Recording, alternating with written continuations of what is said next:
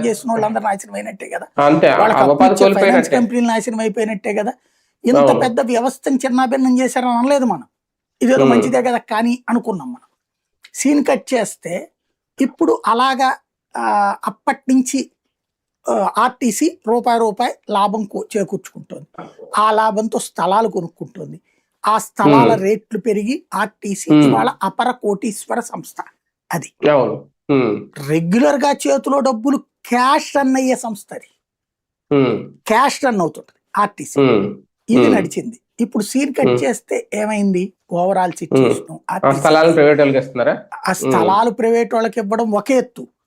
ఇప్పుడు నువ్వు ఒక సంస్థకి ఆదాయం రావాలంటే, ఇప్పుడు ఫర్ ఎగ్జాంపుల్ మీ సొంత స్థలం ఉందండి, దాంట్లో మీకు ఆదాయం రావాలంటే ఏం చేస్తారు, అమ్మేస్తారా లేదా ఎవడన్నా నీ దగ్గర అట్టు పెట్టుకోలేరా అని ఇచ్చేస్తారా, ఓ 10 రూపాయలు ఇచ్చే నాకు చాలని.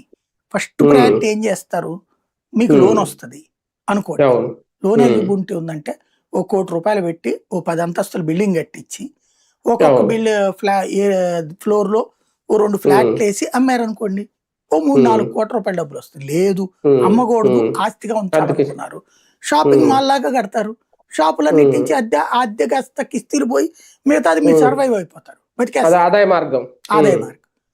ఆర్టీసీకి ఏం రోగం అండి, ఆర్టీసీకి ఆస్తుంది.